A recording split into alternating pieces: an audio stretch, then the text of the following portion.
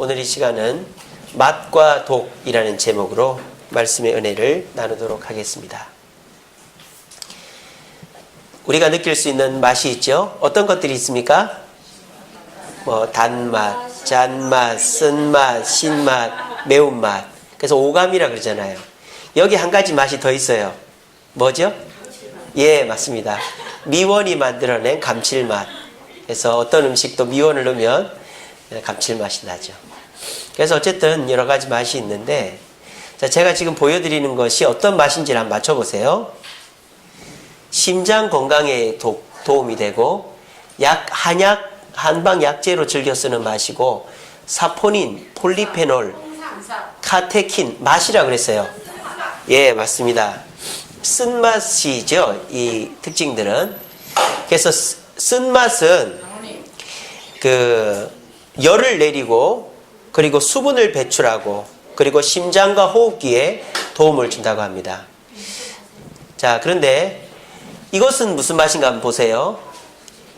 무심코 권장량을 쉽게 넘기는 맛, 골다공증, 여드름 원인이 될 수 있는 맛, 중독되기 쉬운 맛. 이거는 무슨 맛일까요?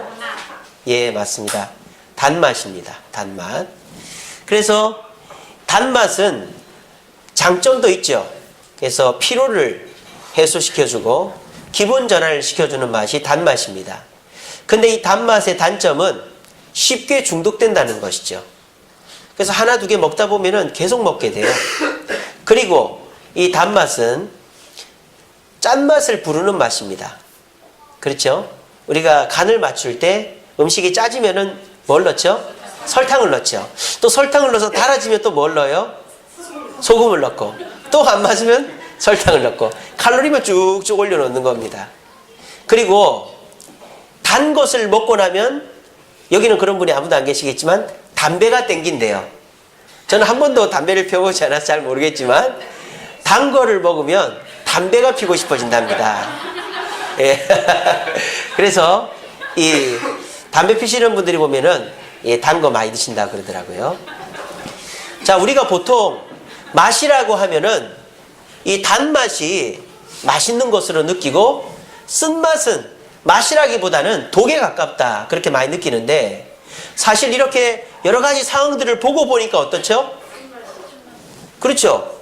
진짜 맛은 쓴맛이고 단맛은 뭐라고 볼 수 있는 거예요? 독이라고도 볼 수 있는 거예요.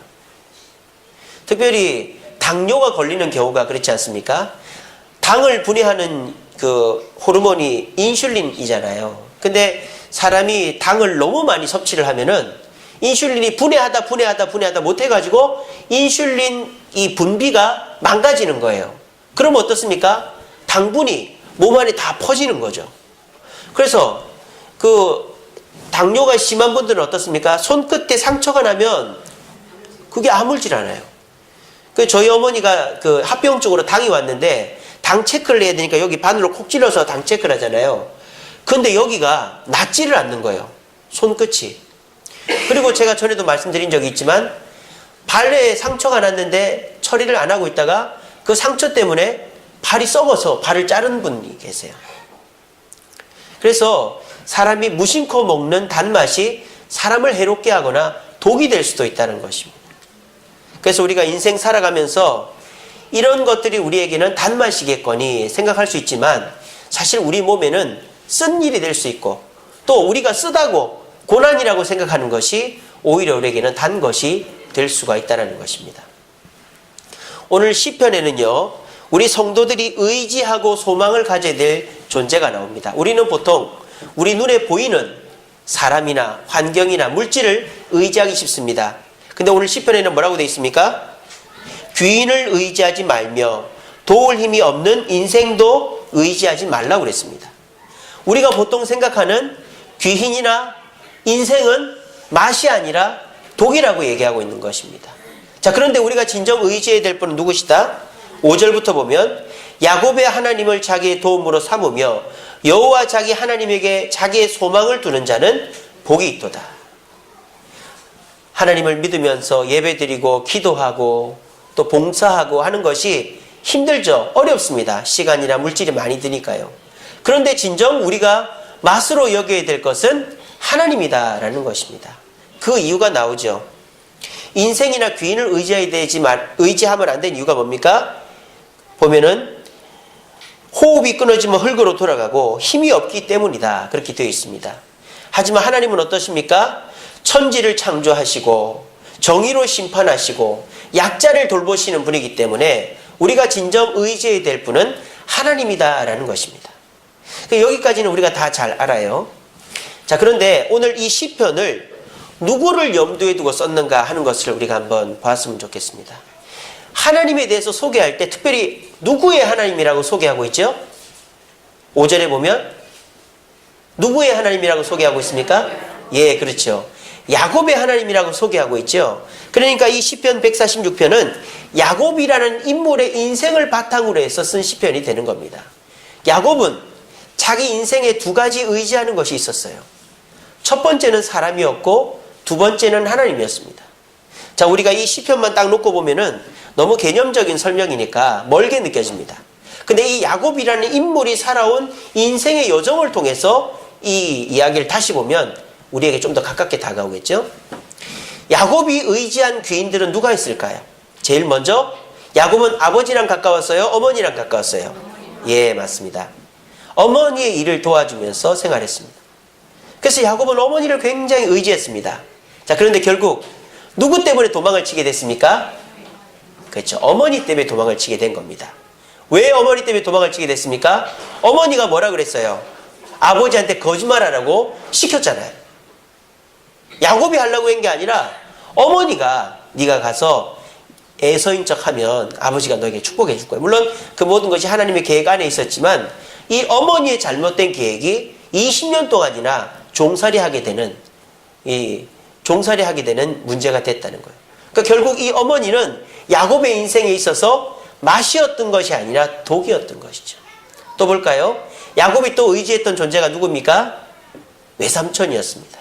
왜? 어머니의 오빠였기 때문에. 그래서 외삼촌에게 가서 외삼촌 저 왔어요 하니까 반갑게 맞아줬어요. 근데 이 외삼촌이 본색을 드러내는 거예요. 딸 가지고 장난을 친 거죠. 7년은 라헬을 위해서 한 줄 알았는데 레아를 줬고, 그래서 라헬을 얻는 조건으로 7년을 더 일을 해서 14년을 종살이를 한 겁니다. 그리고는 월급을 제대로 주질 않는 거예요. 그래서 이 야곱은 자기가 의지하고자 했던 외삼촌에게 속았습니다. 그러니까 이 외삼촌은 자기에게 맛인 줄 알았는데 독이었던 것입니다. 또 야곱에게 사람이 독이 된 경우가 뭡니까? 사람이 아니죠. 이거는 재산입니다. 야곱이 형님을 만나러 가는데 너무너무 두려운 거예요. 그래가지고 어떻게 합니까? 자기 형님에게 줄 선물을 먼저 보냅니다. 그래서 이 물건이 형님에게 도달할 때 그 종에게 시켜놓는 거죠. 이거를 우리 그 야곱 주인님께서 에서 형님께 드리는 겁니다. 이렇게 하라고 했어요. 근데 에서가 그 선물을 한 번 받고 두 번 받고 받아도 마음이 전혀 누그러지질 않는 거예요. 그래서 이 야곱은 자기 재산과 자녀들과 모든 걸 다 강 건너편으로 보내놓고는 밤에 혼자 가만히 앉아 있었던 거예요.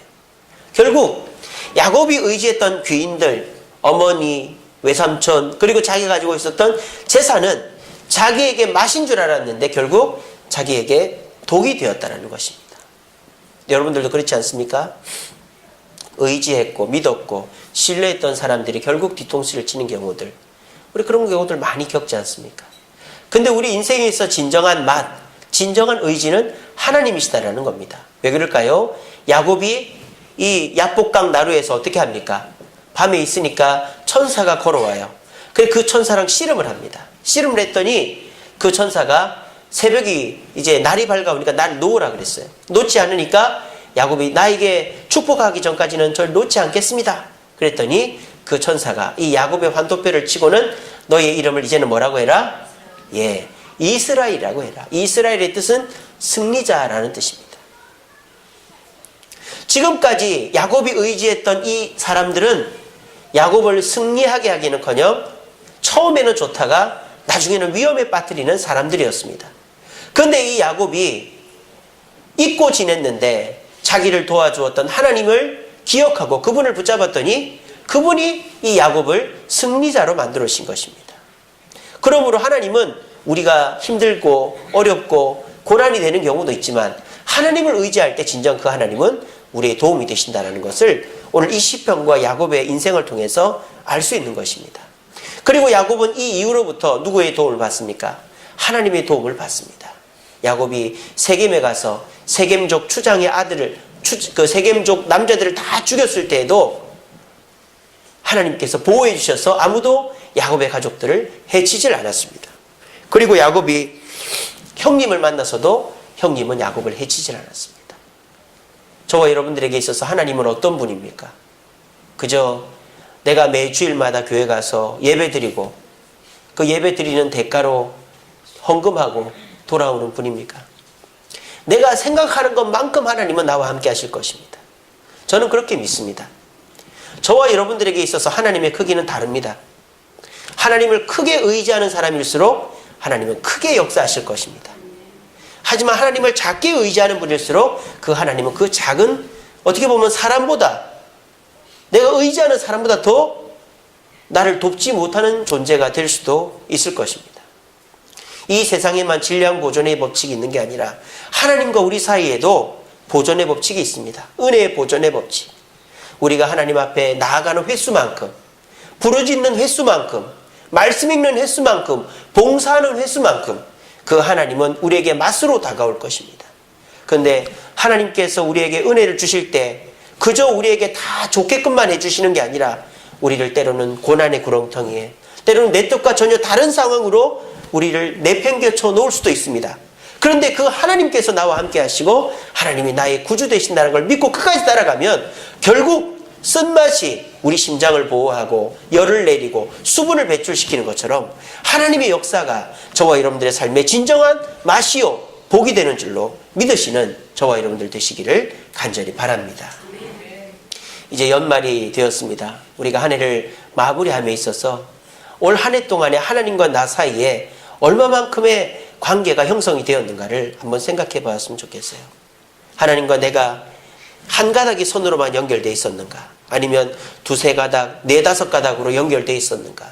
근데 하나님과의 선이 점점 짧아지거나 한 가닥씩, 두 가닥씩 끊어져 가고 있지는 않는가? 우리 그런 것들을 생각해 봤으면 좋겠습니다.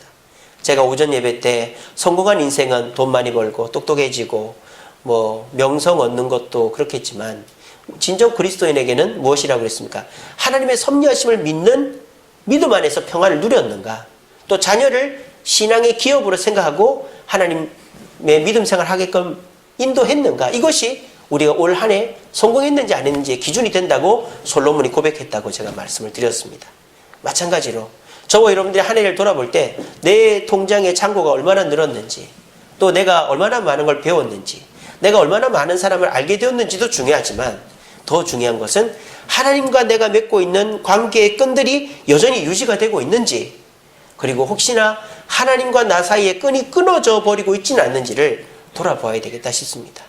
우리가 이 말세 지말의 시대에 신앙생활 하는 거 쉽지 않죠. 사람들은 예수 믿는 사람을 비난합니다. 그리고 이 세상 경제적으로 정치적으로 혼탁하다 보니까 우리가 신앙인이라는 것 자체가 부끄러울 때가 너무 많습니다. 이런 세상 속에서 저와 여러분들이 자칫 잘못하면은 내 자신을 지키고 또 내 이익을 위해서 하나님과의 관계가 얇아지거나 끊어질 수가 있습니다. 그것은 결국은 맛을 선택하기 위해서 맛을 선택한다고 한 것이 결국 우리 인생의 독이 되어버리는 경우가 되는 것입니다. 그래서 우리 2016년도를 마무리하시면서 2017년도를 이제 계획하실 거 아닙니까? 교회도 이제 내년을 계획하고 있는데요. 계획하실 때 부디 제가 부탁드리고 싶은 것은 2017년도에는 하나님과의 관계의 끈들이 더 늘어나는 한 해가 되기를 바랍니다.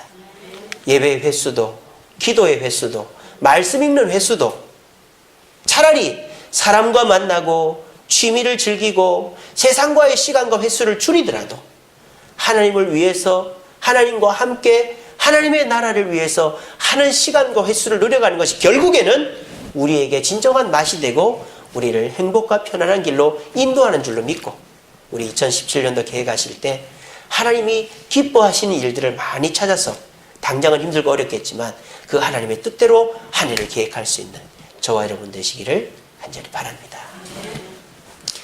말씀을 맺겠습니다. 자, 이게 무슨 회인지 아시는 분? 예? 오, 야, 우리 한미약품 다니더니 보고회도 평소에 먹나 봐요. 예. 저는 아직 보고회를 먹어본 적이 없습니다. 복지리는 먹어본 적이 있는데 이게 보고회래요. 되게 이쁘게 생겼죠, 그죠? 참 남자친구가 돈이 많든지 회식에서 잘해주든 둘 중에 하나인 것 같습니다. 자, 이 보고회 맛있는 거죠. 근데 이 보고에는요 독이 있습니다. 알에도 있고 보고의 장에도 있고 특별히 간에 독이 제일 많대요. 그래서 이 보고의 한 마리, 이 조그만한 거잖아요. 요만하잖아요. 이 보고 한 마리에서 나오는 독이 몇 명을 죽이는 줄 알아요? 성인 남성 33명을 죽인대요. 그러니까 죄송합니다만 여기 있는 분 싹 다 죽일 수 있어요. 이 한 마리가 정말 대단한 놈입니다. 우리가 뭣도 모르고 한 줌씩 집어 먹으면은. 자, 그러니까 이 보고는 독 중에 독이죠. 근데 소동파라는 중국의 시인이 뭐라고 노래를 했냐면 이 보고의 맛은 죽음과 맞바꿀 맛이다 라고 표현할 정도로 이 보고는 맛있는 요리래요. 자, 보세요. 자, 그렇다면은 이 보고는 이중적인 측면이 있죠. 독이면서도 맛입니다. 참 이럴 때 우리가 어떻게 해야 될지 모르겠죠. 자, 그럼 간단한 방법이 있습니다. 이 보고를 독이 아닌 맛으로 즐기려면 어떻게 해야 돼요? 독을 빼면 돼요. 그죠? 그게 쉬운 일이 아니라는 거예요. 우리 권태문 지사님 독을 뺄 수 있습니까? 예, 저기다 믿었다가는 우리 다 죽습니다. 예. 그러니까 보고 요리는 아무나 해먹을 수가 없잖아요. 그죠? 뭐 여기 아무리 요리를 잘하는 우리 주쌤께 요리 잘하는 분들이 많아도 보고를 맡기면 안 돼요. 보고는 반드시 보고 요리를 할 수 있는 자격증 가진 사람한테 맡겨야 되는 겁니다.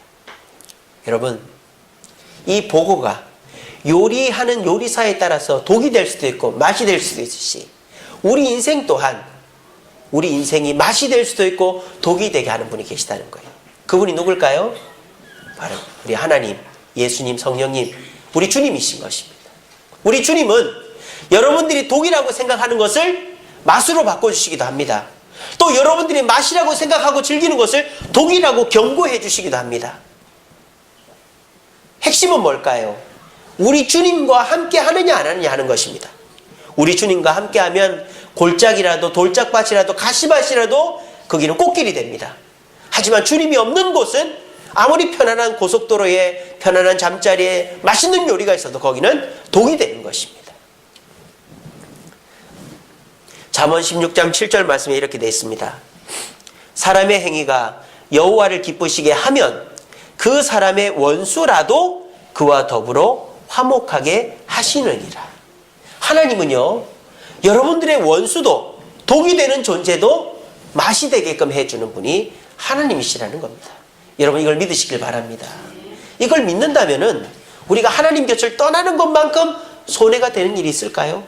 하나님께서 원하시는 일, 하나님께 함께하는 시간, 하나님의 뜻을 벗어나는 것은 결국 우리에게는 맛이 될 것도 독이 되게 하는 요인이 된다는 것입니다. 부디 오늘 이 말씀 꼭 기억하시고, 우리가 의지해야 될 존재는 이 인생이나 환경이나 물질이 아니라 우리를 구원으로 인도하시고 우리의 진정한 복의 근원이 되시며 약자를 보호하시고 천지를 창조하신 여호와 하나님이시라는 걸 기억하시면서 올 한 해 우리 삶을 돌아보고 2017년도를 계획할 때 하나님과 함께함으로 내 인생의 모든 것이 독이 아니라 맛이 되는 역사를 경험하리라 다짐할 수 있는 저와 여러분들 되시기를 간절히 바랍니다. 우리 시간에 찬양 한 곡 하겠습니다. 주님께 모두 드려요. 이게 악보가 있는지 모르겠네요. 없죠? 예. 그러면 이거 아시는 분 아시죠? 예, 없으니까 그냥 오늘 기도를 마치겠습니다. 예. 예. 제가 기도하겠습니다. 사랑해 주님 감사합니다. 오늘도 귀한 말씀 주시니 감사합니다. 인생을 살아가면서 우리를 유혹하고 우리에게 좋은 것이라고 소개하는 것들이 많이 있지만 그 많은 것들이 결국 우리에게 좋은 것이 아니라 독이 되는 것들을 많이 경험합니다. 하지만 우리 주님은 우리에게 독이 되는 것도 맛이 되게끔 해 주실 수 있는 분이라고 믿습니다.